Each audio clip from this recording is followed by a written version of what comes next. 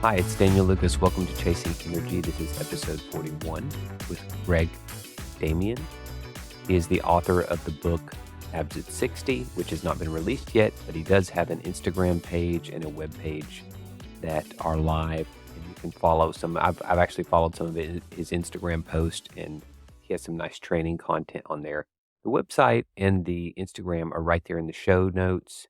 The website, just to read it out, is absat60. So absat60.com. And then Damian's Abs at 60 is his Instagram. Here's a quick nutshell of what we covered today.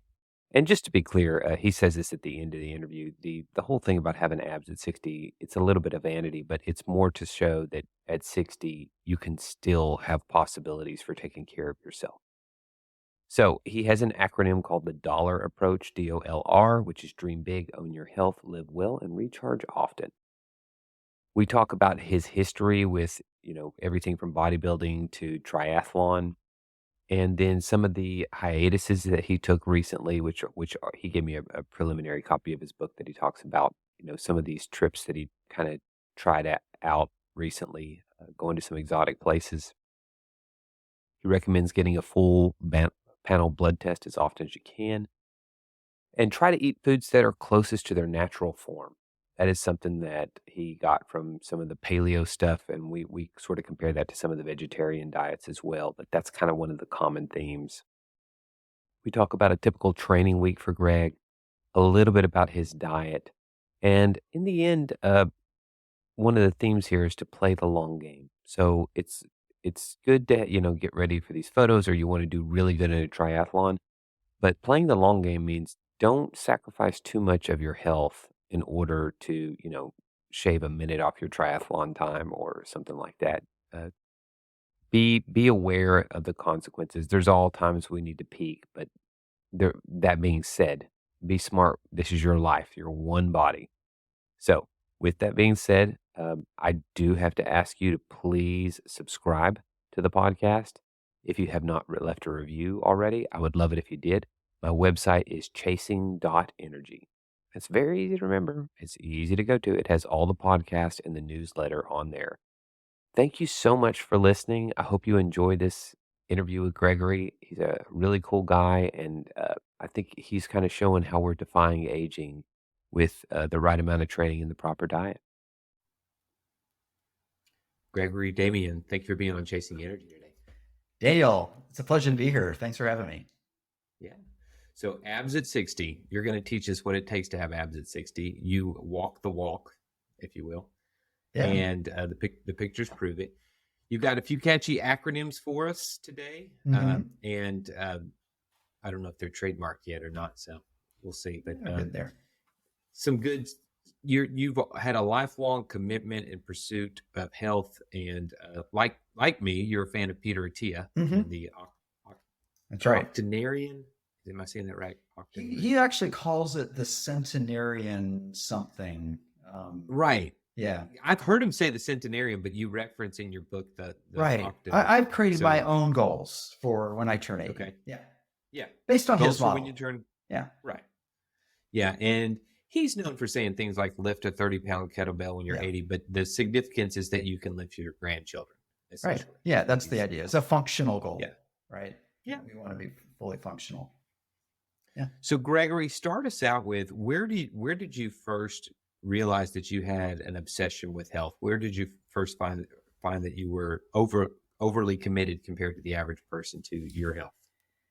It happened after I graduated from college, and I'm not a big guy, and in high school I was even smaller. I was a 120-pound kid, and I was I liked to play sports, but I certainly wasn't physical enough to play high school sports. So for me, my brain was kind of helpful in terms of getting a degree, getting a job. When I got down, I was my first job out of school was down in West Palm Beach, Florida. And I started drinking down there. I was really fortunate because one of my coworkers, a colleague, he was a marathon runner, and he encouraged me to go run with him. And the first run that I went out and did with him without ever having like run was a 3-mile run in John Prince Park in Lakewood, Florida. And he's like, wow, that's pretty cool. Not many people can just go out, and I was in my 20s, can go out and do that. Well, that was coinciding with this drinking. And it might sound kind of obvious, but it's all of a sudden this drinking problem was becoming real because I could feel, the effects of alcohol in me. And there's this event that happened, I mentioned in the book, where one day after work, I'm having some drinks and I'm driving home on I-95, and I don't know what was going on. I was just feeling really aggressive in the traffic and weaving in and out and all of this sort of stuff. And this voice in my head says, slow in. And so I did. I just that moment, I went straight down to 55 miles per hour the speed. I look over to my right, and the state trooper is staring right at me. And I was really fortunate. I wasn't pulled over. I'm sure I would have been over the legal limit. And I made a decision right then and there that I wasn't going to go. I was going to stop drinking. I mean, I'd seen what it had done to my father. And so in a way, we could say I cross-addicted over into exercise.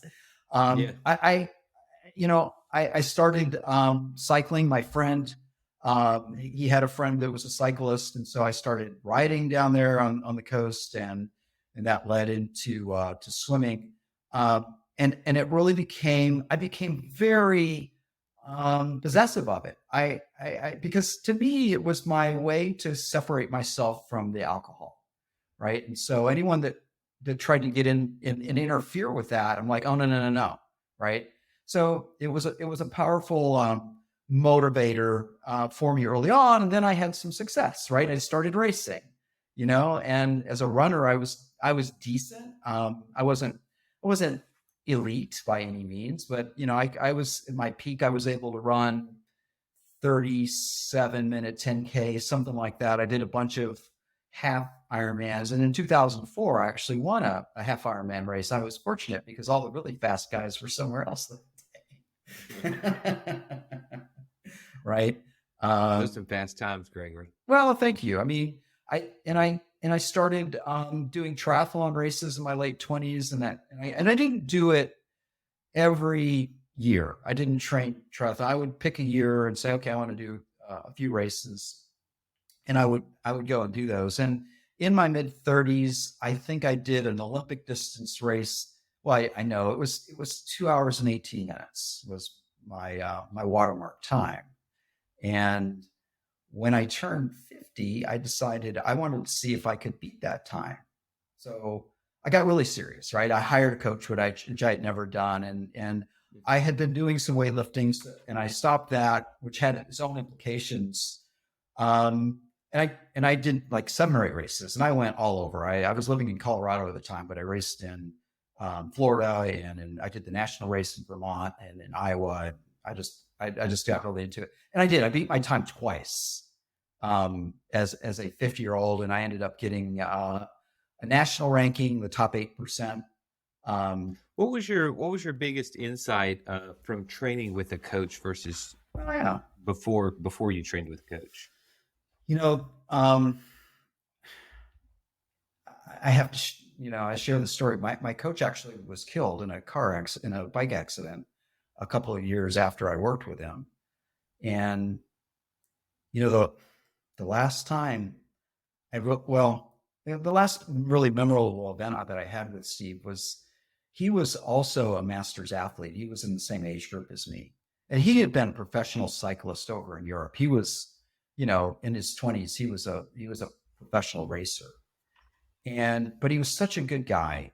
And we were in the water together starting this race in Boulder. And he said, Greg, stay on my toes. Because you could draft if you could do it, right? You could actually draft. And so I just, every time I think about doing, performing or doing something good for someone else, I think of Steve, and I say to myself, stay on my toes. Oh, that's nice. Yeah. He brought a discipline that I didn't have. to my racing. He did bike fits. We did everything. He worked on every aspect of the sport. We did drills, swim drills. We did running. He had me do running drills. We were using a software app. This was even 10 years ago, and I met with him once or twice a month in person, on the phone a few times. And I just found that the coaching, and I've had a lot of other coaches as well, weightlifting coaches too. Coaches will push me in ways that I would never think of to push myself, right? And they can motivate and encourage me to do things. And so I think coaching for everyone is really important. Yeah. Yeah, absolutely. Thank you for sharing that. Oh, you're welcome. So with this sort of lifelong obsession with health, you've had a lot of different changes in your professional life as well, where you've changed. And most recently, or at least at my understanding, because it was around when you turned 60, you moved to Hawaii for a while and did a lot of the, what we think of as like this sort of escape. Mm-hmm. You're surrounded by beauty. You mentioned swimming with the sharks in the Galapagos. Yeah. Tell us what your biggest epiphanies were as far as being at 60, which is very sort of cathartic age, existential in that sense, where you reflect. What were some of your biggest takeaways when you went there, experienced that, and then came back to the States afterwards? I left, I was in a job where I didn't feel very much appreciated, and I'd been married and got divorced. So I was single. I didn't have any dependents. And this is certainly not my line, but I'd heard it. And I asked myself the question, if not me, who, and if not now, when? And the question was to go do something like that, right? Because I'd always sort of had that sort of a notion of, going off and doing that. So I did. I literally basically gave away most of my stuff, except, sold my car. And I had found out about this little village on the big island of Hawaii called Kalani. And I went there as kind of a volunteer. I still ended up having to pay. I worked 30 hours a week in the kitchen of the yoga retreat. And for that, I got basically a shared room and food and to be a part of the community. I could take advantage of all of the activities. We were about a mile, maybe a mile and a half walk down to the beach. And there was also, when I got there, I didn't have a bike. I rented a car and I drove to Hilo, which was like an hour away. And I bought a $100 bicycle from Walmart, just a little mountain bike, right? And I could ride that around because I didn't really care about how fast I went. I just wanted to be able to ride. So I was there working in the kitchen. And I could have stayed. I mean, there was no real time limit. I didn't have to be back in the States. I didn't have to leave that place. Although it did close because of the Kilauea volcano. It actually ended up closing them a few months later. But, so I did. I went to, what my roommate actually had been in Ecuador. He said, "Oh, you got to go to Ecuador. There's this place that I was at that was really cool." And I actually didn't like that place. I thought they were really mean to the volunteers.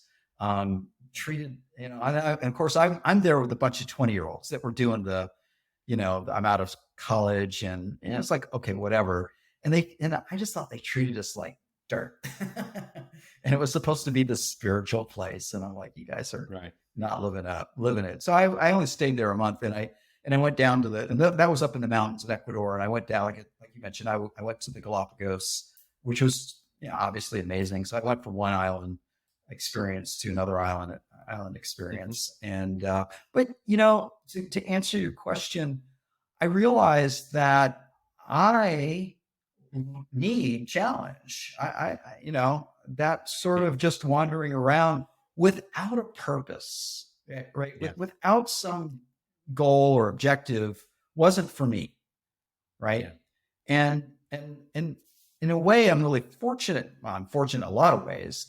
In that way, I'm fortunate. I realized retirement without something to do is really a bad thing. It's not a good thing. Couldn't agree more. And so my thinking now and the suggestions that I have for people is don't retire, transition, right? Yeah. Transition. And I get it that some people have stressful jobs and things about maybe their profession that they don't appreciate. Yeah, I get it. But transition to something that you do like. There you go. Right. There you go. I like that, because there are so many of us that are trapped in a role, and we get caught up in the countdown. Yeah. Right. We start looking at that. I mean, I used to frustrate me. I hope I'm not throwing anybody under the bus, but when the people would get those retirement clocks and put them on their desk, Yeah. they'll be like, I have 1,000 days of work left or something like Right. that. And I think, more often than not, it was not because they looked forward to coming into the office in the morning. It was much more of, how long do I have to endure this? And even just sort of, it affirmed the idea that this is sort of like a torture, which the very first treadmill invented was a torture device back in ancient times. So you can certainly use your perspective. I didn't know that. On that. Yeah. Yeah. I didn't know that. I worked for a car company that in a plant, it can almost actually even have the opposite effect, where the work is so overwhelming that people don't have anything else. Right. And my boss, after I left the plant, called me a year later and said, hey, I thought you'd want to know that Tom, who was his boss, the assistant plant manager, who was really nice to me, that Tom had passed away. He'd retired. And I don't know the details. I don't know what was going on, but I kind of get the sense that that's all he had. And when that was gone, that was it. Right. So you're tied into something that I'm a little bit passionate about. I'll pick on the younger generation a bit. We sort of fetishize this idea of, I want to not have to work and be able to travel the world and not have any responsibilities. But if you look at historically, people like Viktor Frankl, Marcus Aurelius, their passion for life is directly related to, what is your purpose? Right. What type of, and your purpose is usually tied to the size of the adversity that you're overcoming. Right. Indeed. So when there is, I'm sure you'll agree, there's nothing wrong in and of itself with saying, I'm not going to work at this place anymore. But to say that I'm not going to add value to others' lives, I think is kind of you're putting nails in your coffin. Yeah, absolutely. And I think it's a really fun thing to do. For me, I had my longest vacation of my life this year, which was like 2.5 weeks with my son in Italy. And by day, there was a long stretch of like 10 days where we did nothing. And by day 6, I was like, I'm going to go crazy. So when I came back, I was like, it turns out that there are a lot of things about my life I'm very blessed to have these problems. People without problems are boring. Absolutely. There's the right amount of stress. Too little is not good. And too much it's actually the name for it is eustress. Indeed. Stress. Yes, yeah. indeed. And there's distress and eustress, and finding that right amount of stress for you, and the right type of stress, not just the amount, but the right type. Right. That for me, if I know I have to do something in the morning, I'm so quick to get out of bed. Yeah, I got to get that done today. Absolutely. So let's talk a little bit about DOLR. Okay. Dream big, own your health. Right. Talk to me a little bit how you came up with that. I just flashed back a little bit about stay on your toes, because some of these mantras, stay on my toes, because some of these mantras, they stick with you over time. Right. So tell me a little bit about DOLR.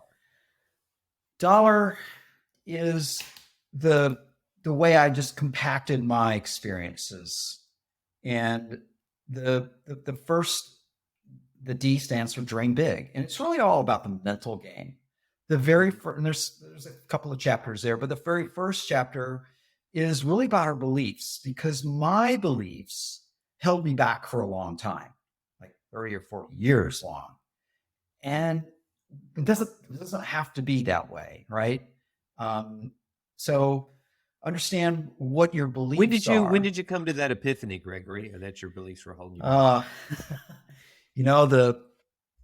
There was a really aha moment for me, and that was, I didn't have a lot of self-esteem. I basically got married to the first woman that I was in a relationship with in my 30s, right? And so when I got, there was just, again, that voice came to me and said, hey, there's something more for you to do, you're going to have to learn, and you're going to have to learn it from outside of this relationship. And so I agonized over that, right, for a while. And I finally got the courage to suggest divorce. And she must have had some growing to do as well, because she said, yeah, okay.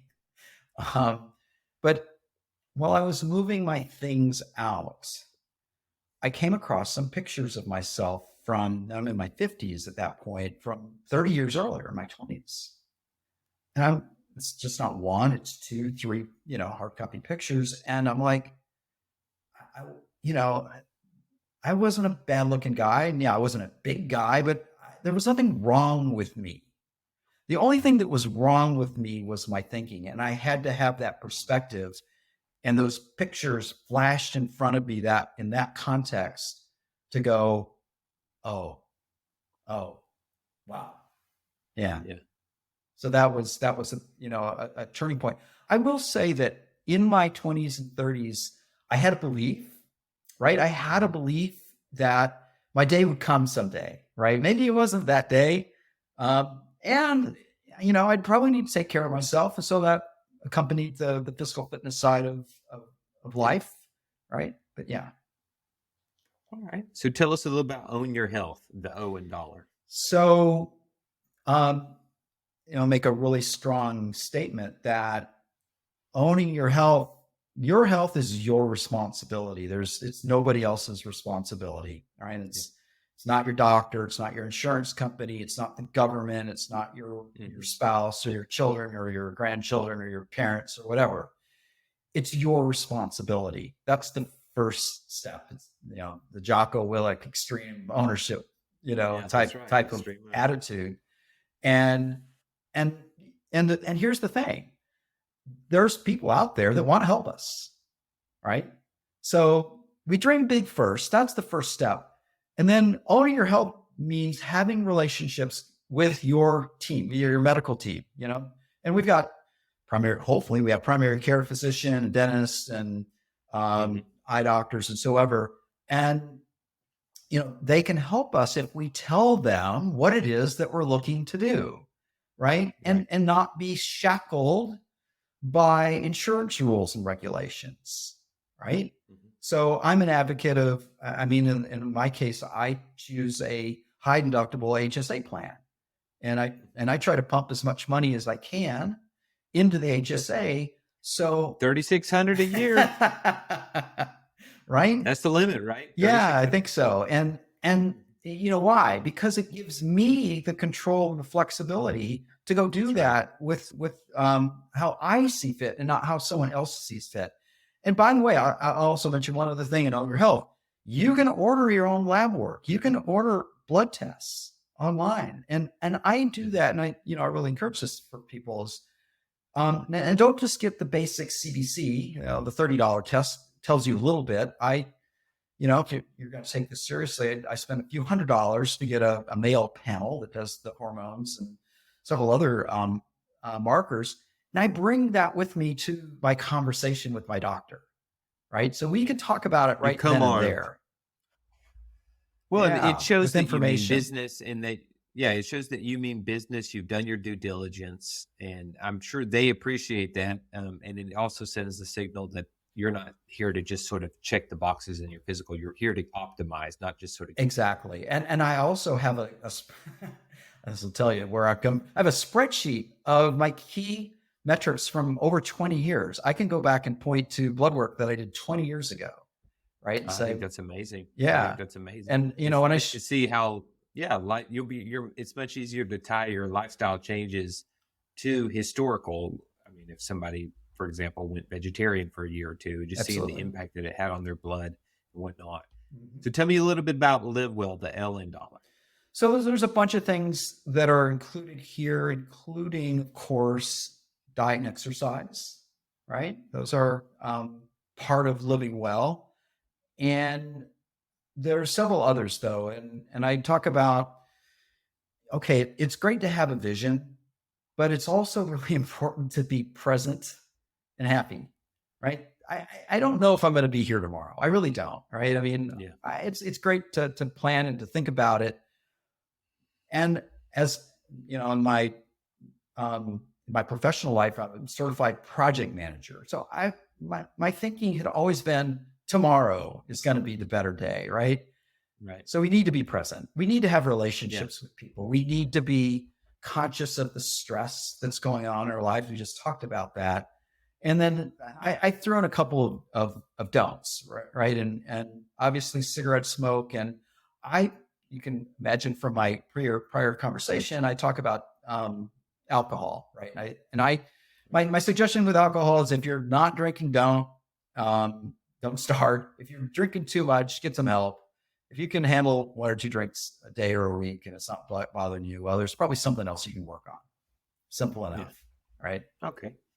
So does that tie into recharge often? It sounds like, because you're talking about being present and sort of choosing your vices, is when you go into recharge often. Tell me a little bit about what that means to you. Well, the more I've learned about sleep, the more important I've understood it to be. We're on the same page, and I noticed your Matthew Walker quote at the very beginning of your book. Yeah, right. It's the foundation. It's not the pillar. It's not a pillar of health. It's the foundation, right? That the pillars are resting on. So a comment that I tell my guests on occasion when we talk about sleep is I've never seen someone experience, or I should say, I rarely see anyone experience joy if they haven't slept well for 2 days. Yeah, indeed. All right, so I cut you off, Gregory. What were you going to say? I was going to say, I mean, I'm wearing a ring to measure. Oura. Yeah, exactly. An Oura ring, exactly. And I was just fascinated by it, right? It's like the bed, 7 to 8 hours is really the target of actual sleep, right? And there's a quality of sleep that we can get into that. And I wasn't getting enough sleep. So I made changes. I made changes to consciously, if I was going to, so in terms of dedicated, if I know I'm going to get up at 5 a.m. to go work out, I've got to be in bed 8 hours to get 7 hours of sleep. That's right. Do the math. I got to go to bed at 9 p.m. Right? I'm not necessarily the life of the party, No, and listen, as someone who was a very serious athlete like yourself for many years, when you choose one of these goals, whether it be a marathon or Ironman, you should pretty much know the deal, especially if you have children, which is this time for this commitment, and it has to come from somewhere. Generally, if someone asks me about doing a big race and they have a family, I say, start by talking to your spouse. Absolutely. Yeah. And making sure they're on board with it, because it can cause a lot of problems if they don't understand that. But like you said, Gregory, when you circle a goal and you say, I'm going to commit to this, I generally tell people, okay, under that goal, start listing the things that you're going to give up in order to get there. And that could mean, I love watching the late night show with my wife and staying up late. And, we on Thursdays, we do this, and this. There's things where you have to understand that if you're committed to a goal, that involves doing things like that. What I would suggest is another way of thinking about it is you have to prioritize. Oh, yeah. Right. In the diet thing, people that look at it like, I have to give up. That's like, there's almost a magnetism to that. It's like, I got to get back to that, right? Because I'm giving it up. When I think about, I'm simply prioritizing and being more efficient and productive with my day. I get up, I've got some things I need to do, and I can take care of them and work in all right. Of with things. Diet, I think you have a better point with diet, which is you're going to change the composition of your calories in a lot of cases to something that's more fiber and nutrient rich. You're going to swap that out with a food. When you're talking about something that requires a lot of time is very finite. That's true. And that's where you have to say, okay, I have to commit 2-hour runs every Saturday morning and 2-hour cycling sessions. That's where I go, okay, but if you're going to stay with this, because when do most people quit training for a marathon? After their first 15-mile run. When they get home and they're exhausted and they realize how much time it's going to take, they're like, this is a lot more than I counted on. So all good points, man. You're very experienced and very wise. Tell me a little bit about your current diet and what that looks like from a macro perspective. I'm not necessarily, I mean, you're welcome to share if you're on a particular protocol, but from a macro perspective, what do you find to be the optimal percentage of, say, calories and carbs that gives you the ideal amount of energy for Gregory to pursue abs at 60? This has been an interesting experience this year. My father passed away from diabetes about 3 years ago. And I'm sorry, Greg. Yeah, thank you. And that's a whole nother story. Also, thanks to Peter Attia, earlier this year, I wore a continuous glucose monitor for a month. Mm-hmm. Yep. And I was fascinated, shocked, and stunned at the results of the CGM, because foods, one example, beef jerky. Beef jerky, I thought, this is safe food. It's not going to spike my glucose. Boom, spike the glucose. Look at the package. It's loaded with sugar. That's right. Especially the ones that are, I hate this thing, especially the ones that are teriyaki. The teriyaki ones are loaded in sweet. But go ahead. Yeah, exactly. So the other thing that has been going on with me, and I mentioned the blood work that I've done, I've been tracking my A1C, and the A1C is a 90-day average of blood glucose, and it's been tracking up, and I actually trended up into the pre-diabetes range. And I'm not on the high end of the pre-diabetes range, but you can imagine I'm taking this pretty seriously. So those two things combined, I've basically taken all of the sugar out of my diet. I'm trying to do like 5 to 10 grams a day, which is really hard to do. If you're going to do a yogurt, yogurt's another food that's just loaded with sugar typically. So to answer your question, now, when you say 5 to 10 grams of sugar, do you mean added sugar? Or sugar I'm not talking about total carbs, right? Right. Yeah. Because, you're talking about an apple, or even with yogurt, you have lactose that's naturally occurring, even if you get the sugar-free one. Yeah. So I'm trying to do maybe 100 grams of carbs right now, except when I'm racing. So I'm doing a lot of zone 2 work because of that diet. So this is quite different. And my medical team actually put me on metformin over the last few months. And metformin is an interesting drug, and it definitely has helped manage my blood glucose, but it also has affected my performance. I can't go out and ride as hard. Yes, I have heard the side effects of metformin. Yeah. And we're going to do another test in another month, and we're going to find out whether I'm actually insulin resistant or insulin insufficient, because there's actually a fairly significant difference. So anyway, right now I am doing, and I had the privilege of hearing Lauren Cordain, who wrote the original paleo diet, speak about 20 years ago. He was from Colorado State University, and he was speaking in Denver, where I was living. I'm like, I want to go hear this guy. So I've always had a notion towards, and I think everyone tends to agree with this statement, which is the more natural, the more the food that nature gives us, and in its most pure form, is going to be the best for us, right? Sugar is bad, fried foods are bad, natural is good. I tend to eat meat. I tend to eat. I love salmon. And I don't think protein is an option. I'm trying to do at least 120 grams of protein a day, which means I need to be doing 40 grams per meal, because I don't want to really exceed a 40-gram dose, if you will, in a meal, because it's not really advantageous to do that. Right. I think the most underrated benefit to what you're talking about when you start to come up with a protein goal is just how easy it is not to be tempted by junk foods when you've eaten a sustained amount of protein. Sure. Your satiety is so high.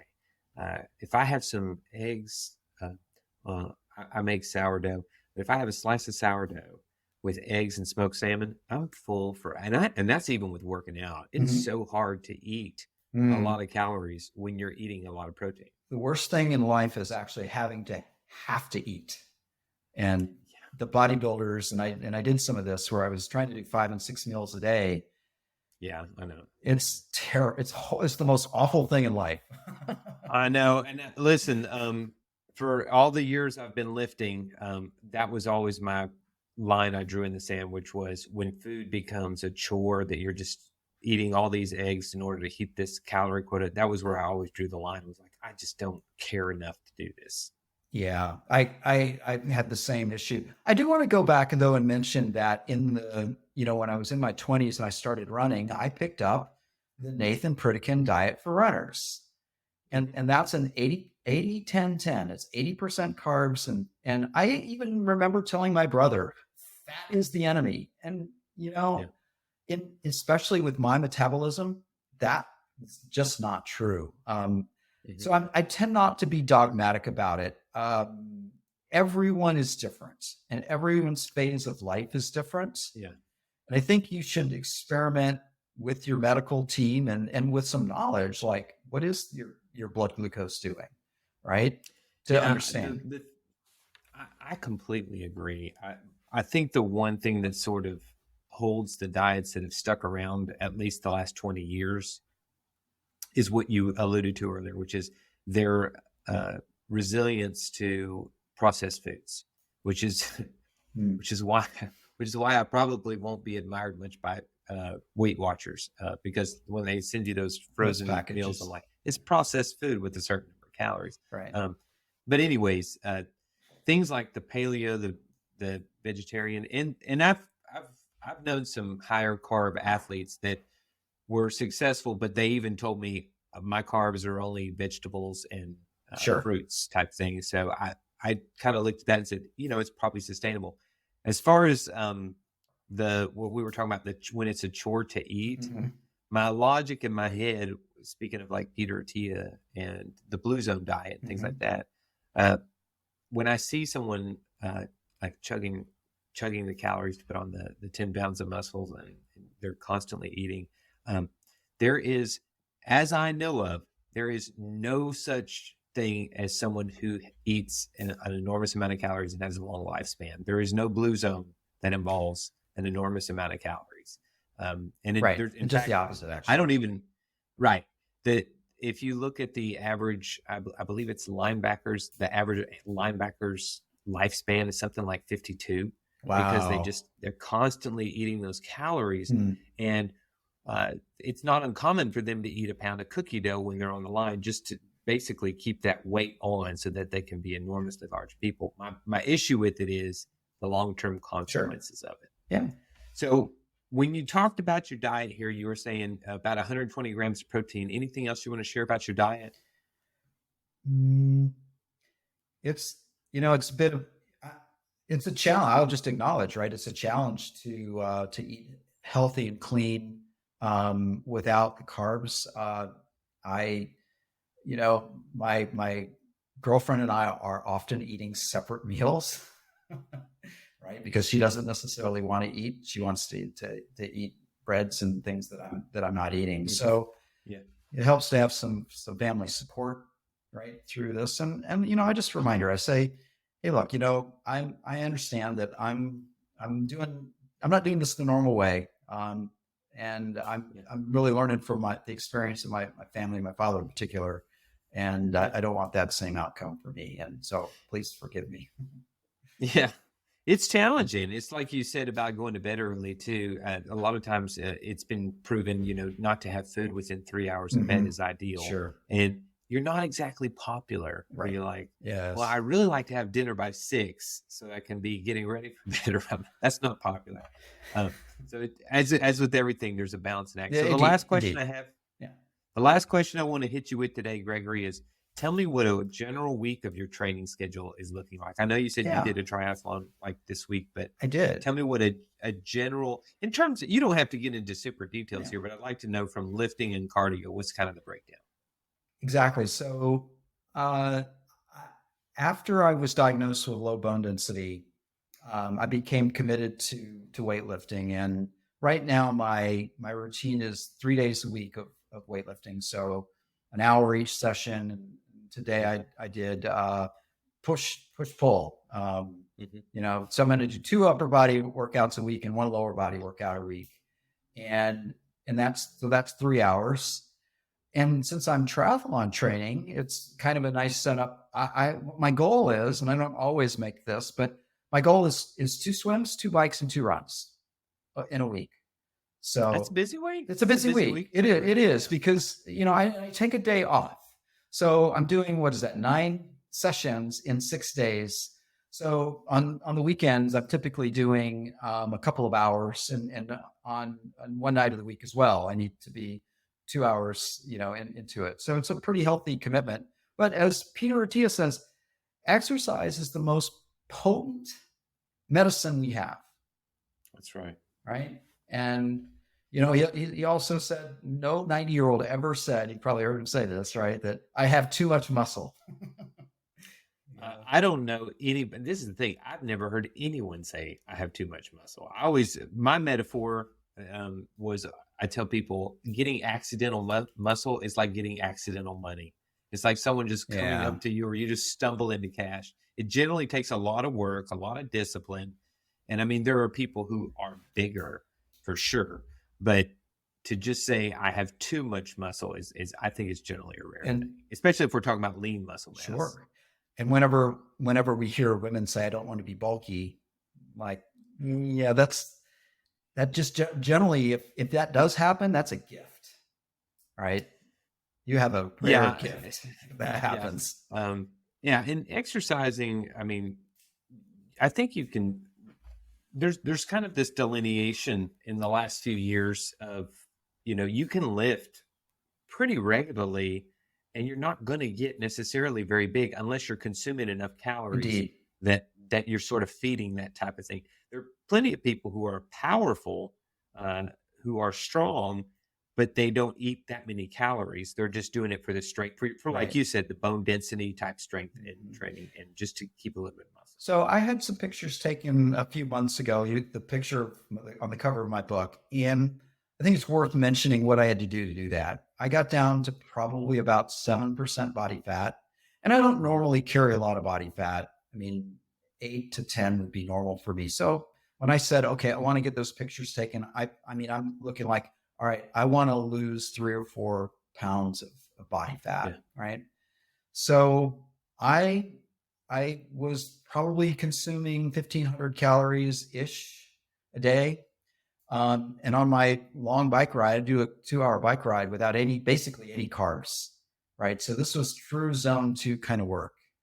This was probably the hardest diet that I had to do. I mean, I was on stage in my earlier 50s, and our metabolism just changes, our motivation changes, right? So it wasn't easy. And I honestly, most of the people that are around me, unless I take off my shirt, they don't know, right? Unless I tell them what's going on. Right. So this whole abs thing, I would have to kind of put in the category of a bit of vanity, right? This is just to get some attention. I do it to show people what is possible, not that I really expect them to want to do it. Yeah, but I think part of what adds value for you, Gregory, is that it adds to your confidence, your self-confidence, your image of yourself. Indeed. For me personally, I don't hold other people to my standards, but I do not like having extra weight on me. That's part of why I've never been successful with the whole, you just put on a bunch of bulk weight and then you shred down. I'm like, I don't want to do that. Right. So I see that it is, there is, in fact, it's the same thing in racing, right? There's a healthy amount of ego of, I want to win this to win this. And then there's the other part of you, which is intrinsic motivation and extrinsic motivation. You combine those two things. Well, and one of the things that I've done, and it's different now compared to 10 years ago when I did those races, I wasn't lifting. And if I just took those 3 hours of weightlifting and took them out and put them on the bike, I would be a faster triathlete.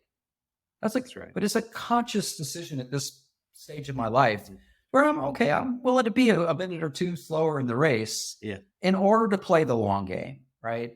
Yeah. Right. I've got some goals for when I turn 80, and at this point, I'm not going to win the race anyway. Let's play the long game. Let's be smart about this. I like it. That's a good note for us to end on, Gregory. Let's play the long game together. Okay. All right. So tell us, where can people find you and learn more about you, Gregory? Well, my website is www.absat60abs60.com. And I'm also on Instagram at Greg Damian Abs at 60. So we'll just use those two. Yeah. Okay. All right. Well, wonderful. I appreciate you sharing your time and your message today. We're all looking forward to the book. Well, thanks so much. Thanks for having me on. Do you have a release date in mind, or? I'm looking at around the 1st of March is what I'm hoping for. Okay. Yeah. Wonderful. Hey, it helps to say those goals out loud, doesn't it? There's a little bit of extra commitment there. Yeah. I'm going through the edits right now. Yes. All right, Gregory. Exactly. Well, thank you so much, man. Hey, it's been a pleasure. Thanks for having me on.